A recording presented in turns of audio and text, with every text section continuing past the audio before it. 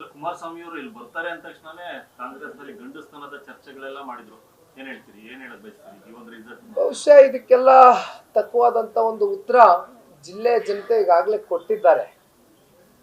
ಇದ್ರ ಬಗ್ಗೆ ಮತ್ತೆ ಮಾತನಾಡ್ತಕ್ಕಂಥದ್ದು ಸೂಕ್ತ ಅಲ್ಲ. ಯಾಕೆಂದ್ರೆ ಚುನಾವಣೆ ಸಂದರ್ಭದಲ್ಲಿ ಇವತ್ತು ಬೆಂಗಳೂರು ಗ್ರಾಮಾಂತರದಲ್ಲೂ ಕೂಡ ಇದೇ ರೀತಿ ಮಾತುಗಳು ಕೇಳಬಂತು. ಒಬ್ಬ ಯುವಕನಾಗಿ ನಾನು ಬಹಳ ಚಿಕ್ಕ ವಯಸ್ಸಿನಲ್ಲೇ ಅರ್ಥ ಮಾಡ್ಕೊಂಡಿರ್ತಕ್ಕಂಥದ್ದು, ನನ್ನ ಚುನಾವಣೆ ಸಂದರ್ಭದಲ್ಲೂ ಕೂಡ ಕೆಲವೊಂದಷ್ಟು ನನ್ನ ಮೀರಿ, ಯಾಕೆಂದ್ರೆ ನನ್ನ ಒಂದು ಕೈನಲ್ಲಿ ಇರಲಿಲ್ಲ, ಸುತ್ತಮುತ್ತ ಒಂದಷ್ಟು ಬೇರೆ ಬೇರೆ ಉದ್ದೇಶಗಳಿಗೆ ಮಾತುಗಳು ಆಯ್ತು. ಬಹುಶಃ ಬಹಳ ಚಿಕ್ಕ ವಯಸ್ಸಲ್ಲೇ ನಾನು ಅರ್ಥ ಮಾಡ್ಕೊಂಡಿದ್ದೇನೆ, ಜನ ಚುನಾವಣಾ ಸಂದರ್ಭದಲ್ಲಿ ನಮಗೆ ಆಶೀರ್ವಾದ ಮಾಡಿ ಮತ ಹಾಕಿ ಗೆಲ್ಲಿಸಿ ಒಂದು ಸ್ಥಾನದಲ್ಲಿ ಕೂರಿಸಿದಂಥ ಸಂದರ್ಭದಲ್ಲಿ ಬಹಳ ಜವಾಬ್ದಾರಿಯುತವಾಗಿ ಜನಪ್ರತಿನಿಧಿಗಳು ಅವರು ಮಾತನಾಡ್ತಕ್ಕಂಥ ಪ್ರತಿಯೊಂದು ಹೇಳಿಕೆ ಕೂಡ ಇವತ್ತು ಜನ ಬಹಳ ಸೂಕ್ಷ್ಮ ಗಮನಿಸ್ತಾರೆ. ಹಾಗಾಗಿ ಇವತ್ತು ನಾವು ಅಧಿಕಾರದಲ್ಲಿ ಇದೀವಿ ಅನ್ನೋ ಮಾತ್ರಕ್ಕೆ ನಾವು ಏನ್ ಬೇಕಾದ್ರೂ ಮಾತನಾಡ್ಬೋದು ಅಂತಕ್ಕಂಥ ಒಂದು ಉದ್ದಟತನವನ್ನ ಬಿಟ್ಟು, ಅಧಿಕಾರವನ್ನ ಜನ ಕೊಟ್ಟಂತ ಸಂದರ್ಭದಲ್ಲಿ ಯಾವ ರೀತಿ ಅದು ಜನಸಾಮಾನ್ಯರ ಒಂದು ಏಳಿಗೆಗೋಸ್ಕರ ಸಮಾಜ ಕಟ್ಟಲಿಕ್ಕೆ ನಾವು ಅದನ್ನ ಉಪಯೋಗ ಮಾಡ್ಕೊಳ್ತೀವಿ ಅಂತಕ್ಕಂಥದ್ರ ಬಗ್ಗೆ ಚಿಂತನೆ ಮಾಡಬೇಕಾಗ್ತದೆ ಜನಪ್ರತಿನಿಧಿಗಳು. ಬಹುಶಃ ಈಗಾಗಲೇ ಅದಕ್ಕೆ ಜಿಲ್ಲೆಯ ಜನತೆ ಉತ್ತರ ಕೊಟ್ಟಿದ್ದಾರೆ. ಹಾಗಾಗಿ ನಂಬರ್ 1 ಸ್ಥಾನ ಇವತ್ತು ಮದ್ದೂರು ತಾಲೂಕಿನ ಎಲ್ಲ ಮಹಾಜನತೆ ಇವತ್ತು ಕುಮಾರಣ್ಣನಿಗೆ ಆಶೀರ್ವಾದ ಮಾಡಿರ್ತಕ್ಕಂಥದ್ದೇ ಉತ್ತರ.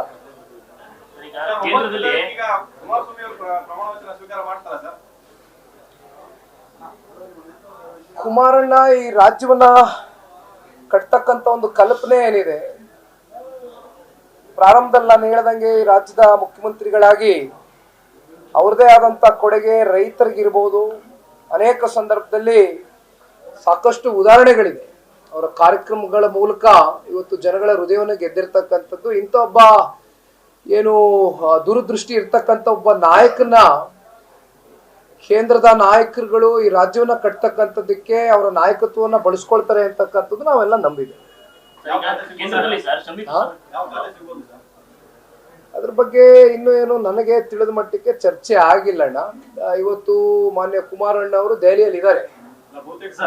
ಬೆಳಗ್ಗೆ 11 ಗಂಟೆಗೆ ಈಗ ಆಲ್ರೆಡಿ ಮೀಟಿಂಗ್ ಪ್ರಾರಂಭ ಆಗಿದೆ, ಮಧ್ಯಾಹ್ನ 2 ಗಂಟೆಗೆ ಮುಕ್ತಾಯ ಆಗ್ಬೋದು. ಯಾವುದೇ ರೀತಿ ಕುಮಾರಣ್ಣ ಅವರು ಚುನಾವಣೆಗಿಂತ ಮುಂಚಿತವಾಗಲಿ ಚುನಾವಣೆ ಆದ ನಂತರ ಆಗಲಿ ಡಿಮ್ಯಾಂಡ್ಗಳು ಇಡ್ತಕ್ಕಂಥ ಒಬ್ಬ ನಾಯಕರಲ್ಲ. ಇವತ್ತು ನಮಗೆ ಅತ್ಯಂತ ಸಂತೋಷ ತಂದುಕೊಟ್ಟಿರ್ತಕ್ಕಂಥ ವಿಚಾರ ಏನಂದ್ರೆ, ಇವತ್ತೇನು NDA ಮೈತ್ರಿಕೂಟದ ಎಲ್ಲ ನಮ್ಮ ಪಕ್ಷದ ಅಭ್ಯರ್ಥಿಗಳು ನಮ್ಮ ರಾಜ್ಯದಲ್ಲಿ ಅತಿ ಹೆಚ್ಚು ಬಹುಮತದಿಂದ, ವಿಶೇಷವಾಗಿ ನಮ್ಮ ಹಳೆ ಮೈಸೂರು ಪ್ರಾಂತ್ಯದಲ್ಲಿ ಎಲ್ಲೋ ಒಂದ್ ಕಡೆ ಚಾಮರಾಜನಗರ ಹಾಗೂ ಹಾಸನ 2 ಲೋಕಸಭಾ ಕ್ಷೇತ್ರವನ್ನ ಬಿಟ್ಟು ಇನ್ನು ಮಿಕ್ಕಿ ಎಲ್ಲಾ ಕ್ಷೇತ್ರಗಳಲ್ಲೂ ಕೂಡ ಅತ್ಯಂತ ದೊಡ್ಡ ಮಟ್ಟದ ಬಹುಮತವನ್ನ ಇವತ್ತು ನೀಡಿರ್ತಕ್ಕಂಥದ್ದು. ಕುಮಾರಣ್ಣನ ನಾಯಕತ್ವದ ಮೇಲೆ ಇವತ್ತು ವಿಶ್ವಾಸ ಇಟ್ಟು ಜನ ಮತ ನೀಡಿದ್ದಾರೆ. ಯಡಿಯೂರಪ್ಪಜಿ ಅವರ ನಾಯಕತ್ವದ ಮೇಲೆ ವಿಶ್ವಾಸ ಇಟ್ಟು ಇವತ್ತು ಜನ ಮತ ನೀಡಿದ್ದಾರೆ. ಹಾಗಾಗಿ ಕುಮಾರಣ್ಣ ಚುನಾವಣೆಗಿಂತ ಮುಂಚಿತವಾಗಲಿ ಈಗಾಗ್ಲಿ ಯಾವುದೇ ರೀತಿ ನಮ್ಗೆ ಇಂಥದ್ದೇ ಖಾತೆ ಬೇಕು ಅಥವಾ ನನ್ನ ಮಂತ್ರಿ ಆಗಬೇಕು ಅಂತಕ್ಕಂಥದ್ರ ಬಗ್ಗೆ ನನ್ನ ಒಂದು ಗಮನದಲ್ಲಿ ಇರ್ತಕ್ಕಂಥ ಹಿನ್ನೆಲೆಯಲ್ಲಿ ಚರ್ಚೆ ಆಗಿದೆ. ಬೇರೆ ಬೇರೆ ಸಣ್ಣ ಪುಟ್ಟ ಪಕ್ಷಗಳೆಲ್ಲ ಖಾತೆಗಳಿಗೆ ಡಿಮ್ಯಾಂಡ್ ಇಡ್ತಾರೆ. ಅಂದ್ರೆ ನಿಮ್ಗೆ ಯಾವ ಮಾನದಂಡಗಳು ಸಿಗ್ಬೋದು? ಮಾನದಂಡ ಇವತ್ತು ಕುಮಾರಣ್ಣ ಅವರು ಈ ಬಾರಿ 2 ಬಾರಿ ರಾಜ್ಯದ ಮುಖ್ಯಮಂತ್ರಿಗಳಾಗಿದ್ದಾರೆ. ಅವ್ರದಾದಂತ ಸೇವೆಯನ್ನು ಸಲ್ಲಿಸಿದ್ದಾರೆ ರಾಜ್ಯಕ್ಕೆ. ಬಹುಶಃ ಅವ್ರಿಗೆ ಇರ್ತಕ್ಕಂಥ ಒಂದು ವಿಷನ್ ಏನಿದೆ, ಆಮೇಲೆ 3 ಸಲ ಲೋಕಸಭಾ ಸದಸ್ಯರಾಗಿರ್ತಕ್ಕಂಥದ್ದು, ರಮೇಶ್ ಅಣ್ಣ ಅವರು ಹೇಳಿದಾಗೆ 3 ಸಲ ಲೋಕಸಭಾ ಸದಸ್ಯರಾಗಿದ್ದಾರೆ. ಅವರ ಒಂದು ಸೀನಿಯಾರಿಟಿ ಬೇಸಿಸ್ ಮೇಲೆ ಇವತ್ತು ಕೇಂದ್ರದ ನಾಯಕರುಗಳು ಅವ್ರ ನಾಯಕತ್ವವನ್ನು ಗುರುತಿಸ್ತಾರೆ ಅಂತಕ್ಕಂಥದ್ದು ಕಾರ್ಯಕರ್ತರ ಒಂದು ಅಭಿಲಾಷೆ.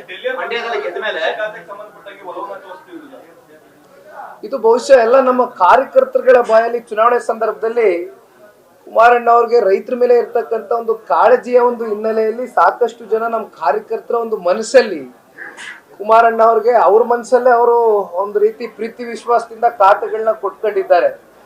ಹಾಗಾಗಿ ಬಹುಶಃ ಇದಕ್ಕೆಲ್ಲ ಅತಿ ಶೀಘ್ರದಲ್ಲೇ ಕೇಂದ್ರದ ನಾಯಕರುಗಳು ತೆರೆ ಎಳಿತಾರೆ.